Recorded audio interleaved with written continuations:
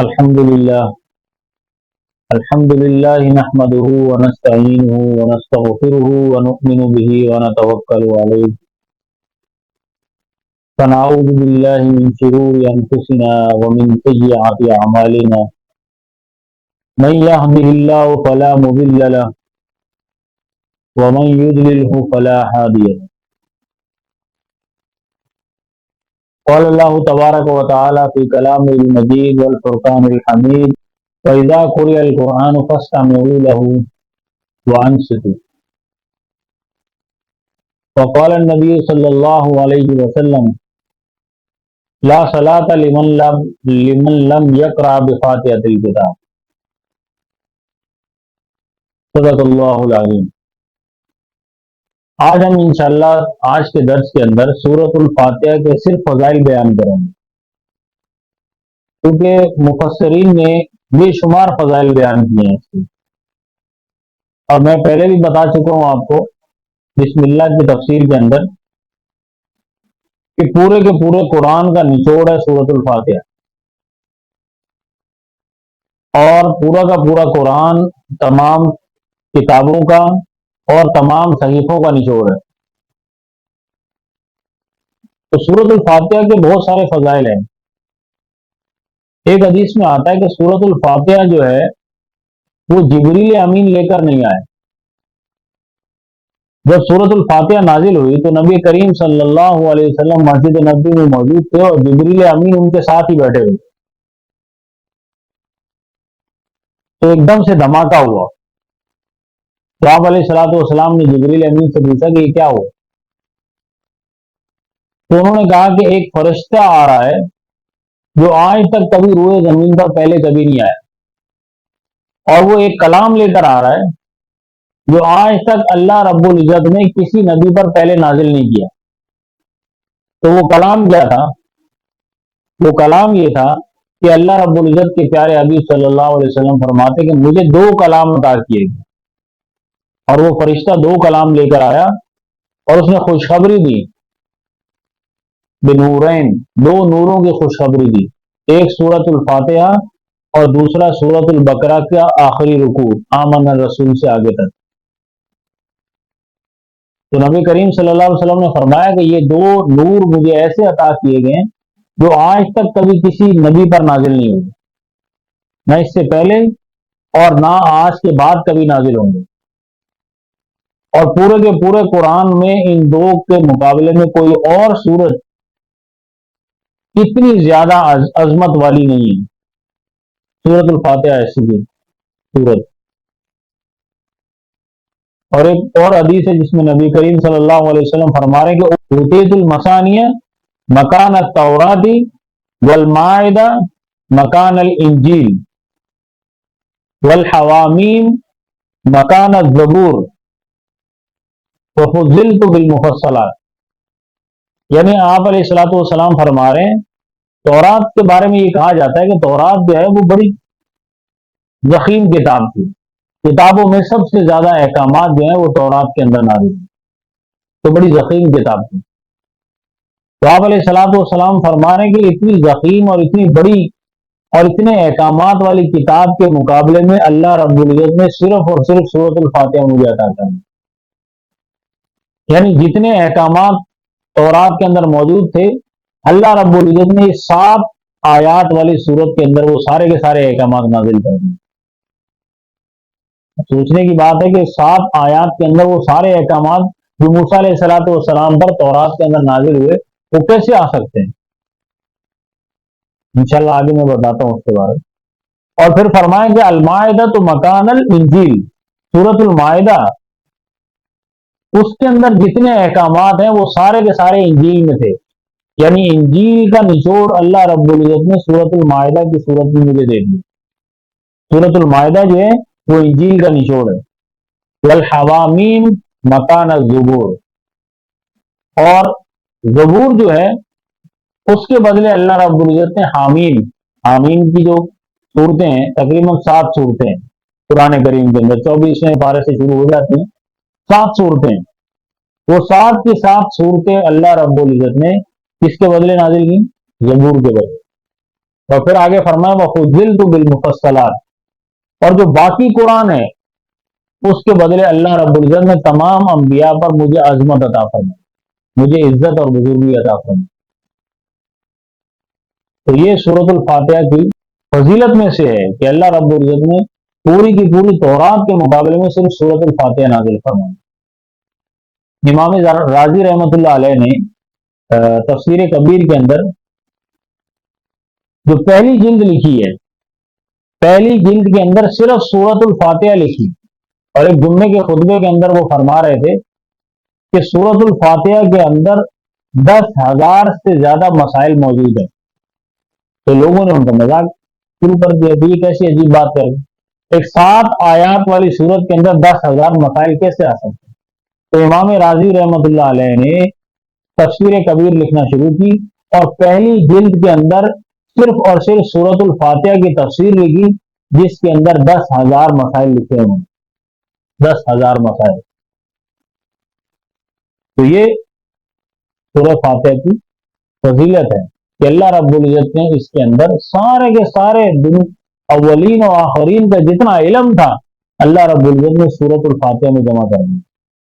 اور حضرت علی رضی اللہ تعالیٰ عنہ کا قول میں پہلے بسم اللہ الرحمن الرحیم کی تفسیر میں بتا چکا ہوں، تو وہاں پر آپ جا کے دیکھ سکتے ہیں کہ وہاں پر میں نے یہ پوری تفصیل سے بتایا کہ حضرت علی رضی اللہ تعالیٰ عنہ جو ہے سورۃ الفاتحہ کے بارے میں یا بسم اللہ الرحمن الرحیم کے بارے میں کیا فرماتے ہیں۔ تو ایک دن جو ہے وہ جوش میں آئے اور عشاء کی نماز کے بعد لوگوں سے کہنے لگے کہ آؤ آج میں تمہیں سورۃ الفاتحہ کی تفسیر سناتا ہوں، اور فرمانے لگے کہ سورۃ الفاتحہ کی تفسیر کو اگر میں لکھوانا شروع کروں تو اس کو لکھتے لکھتے اتنے کاغذات جمع ہو جائیں کہ کم سے کم 60 اونٹوں کے اوپر وہ کاغذات رکھے جا سکتے ہیں، 60 اونٹ اس کو اٹھا کر لے کے جائیں، اتنی زیادہ تفسیر ہے سورۃ الفاتحہ کے اندر۔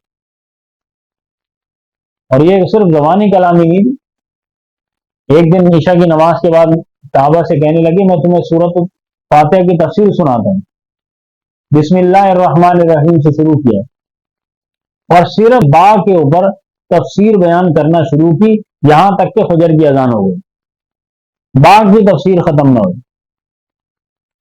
تو سورۃ الفاتحہ جو ہے اس کے اندر کئی سارے خزانے ہیں، بہت خزانے ہیں سورۃ الفاتحہ کے اندر۔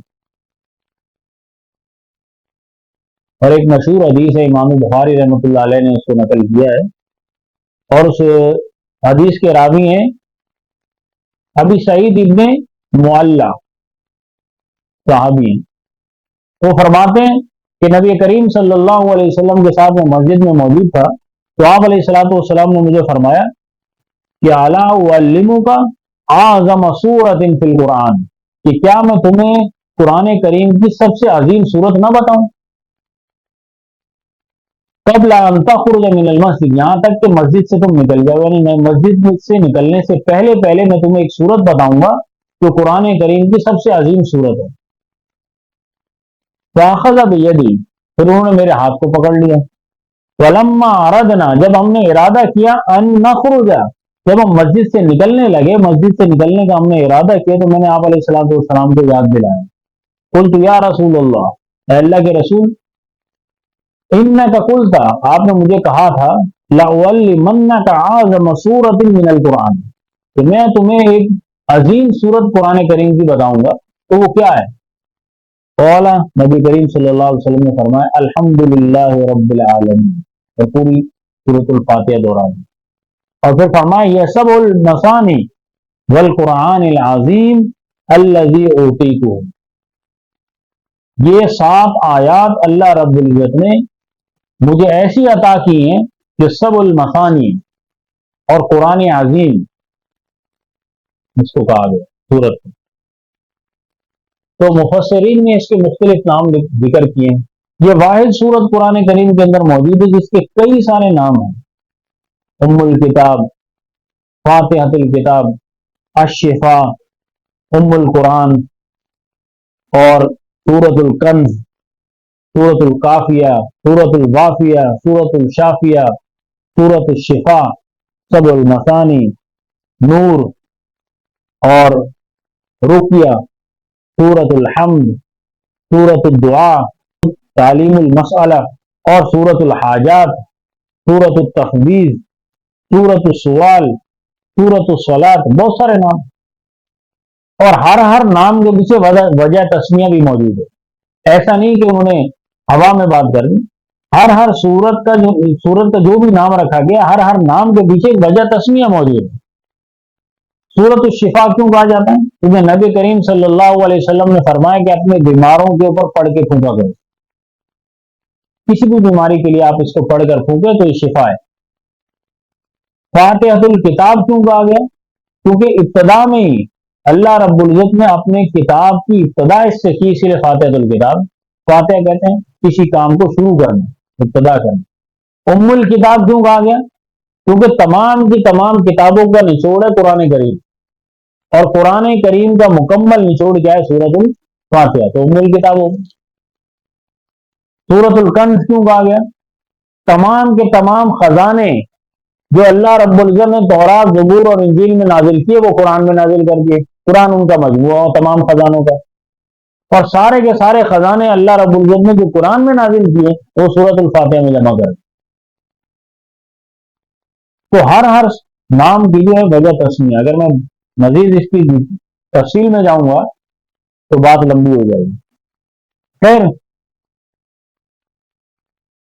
اللہ رب العزت نے جو ابتدا میں کچھ صورتیں نازل فرمائیں، جیسے سورۃ العلق ہے، سورہ مزمل ہے، سورۃ المدثر ہے، تو انہی صورتوں میں سے، ابتدائی صورتوں میں سے سورۃ الفاتحہ کو بھی نازل فرمایا، اور یہ واحد پہلی صورت ہے جو مکمل نازل ہوئی، 7 کی 7 آیات اللہ رب العزت نے نازل فرمائی۔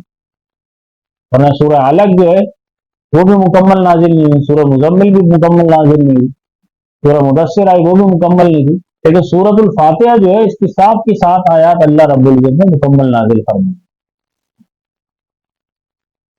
مفسرین نے لکھا کہ اس سورت کے اندر 7 آیات، 27 کلمات اور 140 حروف ہیں، اور اس سورت کو نماز کا لازمی جز قرار دیا گیا۔ ایک مشہور حدیث ہے کہ لا صلاۃ لمن لم یقرأ بفاتحۃ الکتاب، اس شخص کی نماز نہیں ہو سکتی جو شخص سورت فاتحہ نہ پڑھے۔ اب اس لفظ کے اوپر، اس حدیث کے اوپر مختلف مسائل ہیں اور اختلافات بھی ہیں اس کے اندر۔ امام ابو حنیفہ رحمۃ اللہ علیہ کا الگ مسلک ہے، امام شافعی رحمۃ اللہ علیہ اس سے کچھ اور دلیل لے رہے ہیں۔ تو ہمارا مقصد مسائل بیان کرنا نہیں ہے، لیکن میں کچھ نہ کچھ اس کی طرف اشارہ ضرور کروں گا۔ امام ابو حنیفہ رحمۃ اللہ علیہ فرماتے ہیں کہ من کان لہو امام فقراۃ الامام لہو قراۃ۔ اب اس جو پہلے حدیث ہم نے ذکر کی کہ اس شخص کی نماز نہیں ہو سکتی جو سورہ فاتحہ نہ پڑھے، اس پر اختلاف ہے۔ امام ابو حنیفہ رحمۃ اللہ علیہ فرماتے ہیں کہ یہ جو حدیث آئی ہے، اس حدیث کی روح سے صرف اور صرف امام جو ہے جب وہ تلاوت کر رہا ہو، سورۃ الفاتحہ پڑھ رہا ہو، تو مقتدی کو اس کے پیچھے فاتحہ پڑھنے کی ضرورت نہیں ہے، کیونکہ امام کی قرات مقتدی کی قرات۔ آگے حدیث وہ دوسری حدیث سے دلیل لیتے ہیں کہ امام ابو حنیفہ رحمۃ اللہ علیہ فرما رہے کہ من کان لہو امام فقراۃ الامام لہو قراۃ، جس شخص کا کوئی امام ہو تو امام کے پیچھے اگر وہ نماز پڑھ رہا ہے تو امام کی قرات اس کے لیے کافی ہو جائے گی، لہذا سورہ فاتحہ پڑھنے کی ضرورت نہیں۔ لیکن حدیث یہ کہتی ہے لا صلاۃ لمن لم یقرأ بفاتحۃ الکتاب، یہ حدیث یہ کہتی ہے کہ اس شخص کی نماز نہیں ہے، چاہے وہ امام کے پیچھے ہو یا وہ اکیلے میں پڑھ رہا ہو۔ جس نے سورۃ فاتحہ نہیں پڑھی اس کی نماز نہیں ہے۔ امام شافعی رحمۃ اللہ علیہ کا یہ مسئلہ ہے، وہ کہتے ہیں چاہے آپ امام کے پیچھے کھڑے ہوں یا آپ اکیلے میں پڑھ رہے ہوں، آپ کو سورۃ الفاتحہ لازمی پڑھنی، کیونکہ وہ نماز کا لازمی حصہ ہے۔ اب امام ابو حنیفہ رحمۃ اللہ علیہ دوسری حدیث، اس حدیث کی روایت کو قرآن کی آیت سے ثابت کرتے ہیں کہ قرآن میں اللہ رب العزت فرما رہے ہیں اذا قرئ القرآن فاستمعوا له وانصتوا، کہ جب قرآن پڑھا جا رہا ہو تو آپ کو خاموش رہنا ہے یا پھر کیا کرنا ہے؟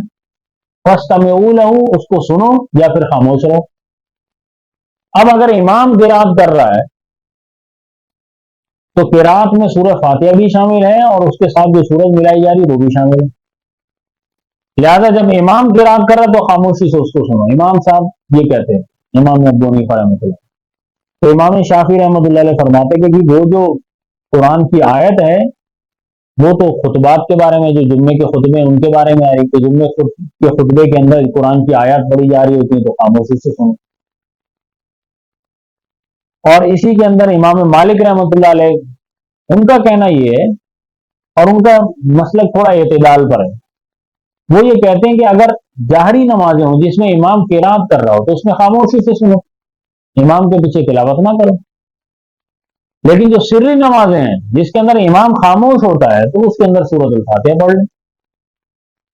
وہ کہتے ہیں کہ جی ان کا جو مسلک ہے اس سے قرآن کی آیت پر بھی عمل ہو گیا اور دونوں حدیثوں پر بھی عمل ہو گیا. لیکن اس وقت امام ابو حنیفہ رحمۃ اللہ علیہ کی جو رائے ہے اس پر زیادہ تر دنیا کے اندر عمل ہو رہا ہے، کیونکہ حنفی لوگ زیادہ ہیں دنیا کے اندر. لیکن ایک بات اپنے ذہن میں رکھیے گا کہ یہ اختلاف ہے، یہ افضلیت کا اختلاف ہے، حلال اور حرام کا اختلاف نہیں، جائز اور ناجائز کا اختلاف نہیں ہے. ایسا نہیں کہ امام ابو حنیفہ کے نزدیک جو چیز جائز ہے امام شافعی رحمۃ اللہ اس کو جو ہے وہ ناجائز کہتے ہیں، یا امام شافعی رحمۃ اللہ علیہ کے نزدیک جو چیز ناجائز ہے امام مالک اس کو جائز کہتے ہیں.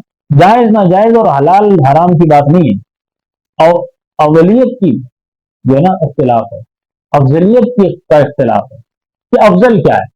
تو امام ابو حنیفہ رحمۃ اللہ علیہ کہتے ہیں کہ جب امام کو آپ نے اپنا جو ہے نا اپنے سامنے رکھا ہے، اس کو امام بنا لیا ہے اور اس کی ابتدا میں آپ نماز پڑھ رہے ہیں تو لازمی سی بات ہے کہ اس کی قرات جو ہے آپ کے لیے کافی ہو جائے گی.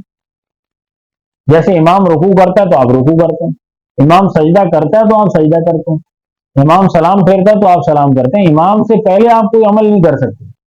جب آپ امام کے تابع ہیں تو امام کی قرات آپ کے لیے کافی ہے، خاموش ہیں پیچھے.